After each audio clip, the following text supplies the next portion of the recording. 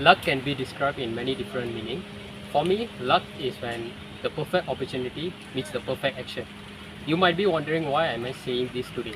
So today we will be reviewing an old school car which lived up to its name in the 90s. So this old school car that I'm going to review today met its perfect owner who decided to modify this car and give a brand new life to this car. So today I will be introducing to you the 850cc Perodua Kancil.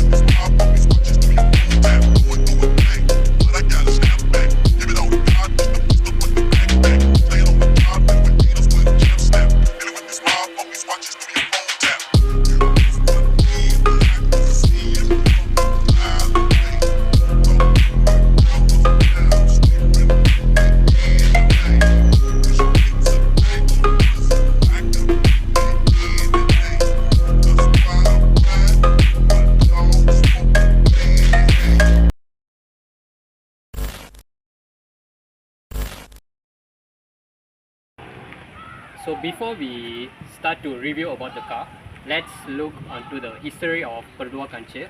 So basically Perodua Kancil, the first automobile manufacturing car from the Perodua. So they sold around 700 units at that time. So it was quite a famous production because of the fuel efficiency and the compatibility. It gained popularity among the people in Malaysia, and Perodua Kancil also sold as Perodua Nipa in United Kingdom and as Jaya in Japan. So that is the brief history about the Perodua Kancil.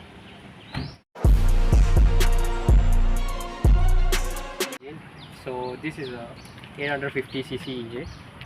It's a carburetor engine and it has a 37 horsepower with 63 Newton meters of torque.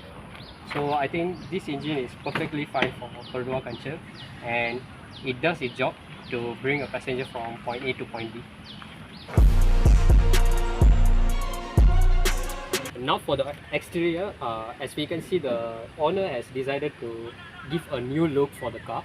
So basically he did the paint job for the car and it cost around 1500 ringgit, and it was done in Seremban in Sk Auto Shop. And the link will be given in the description below if you want to check out the workshop.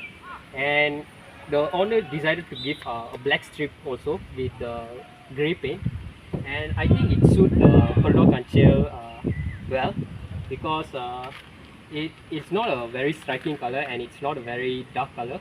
It's a perfect balance. The owner also decided to give tint for the car, and the tint percent was 60% at the front and 80% at the back. So now looking at the rim, the owner decided to change the rim too, and it is a BBS Thailand rim.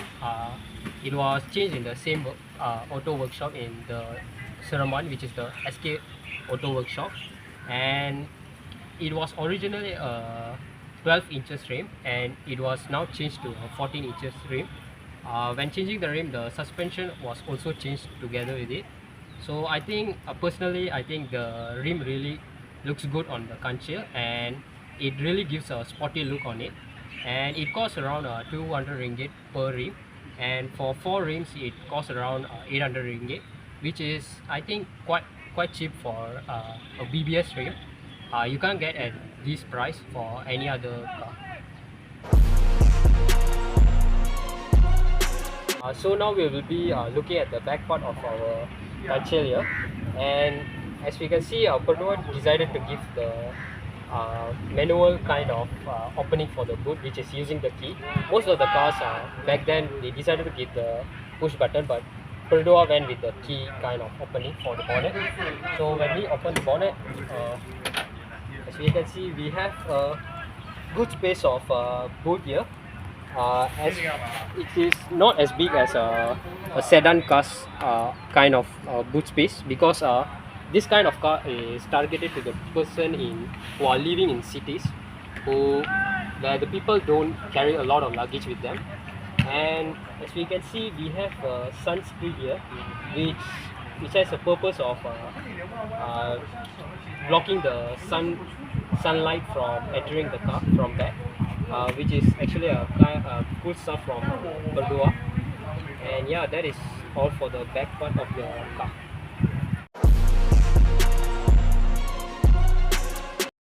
Okay, now for the interior. As you guys can see, the owner decided to retain most of the originality of the Perodua Kancil here. The big change that was done in this car is just the steering. As you can see, the steering was changed to the Momo Italy steering, and besides that, audio system was also changed by the owner, and this is also done in the same workshop in Seremban. As for the audio system, the speaker was also changed, and some of the sample audio will be played right now.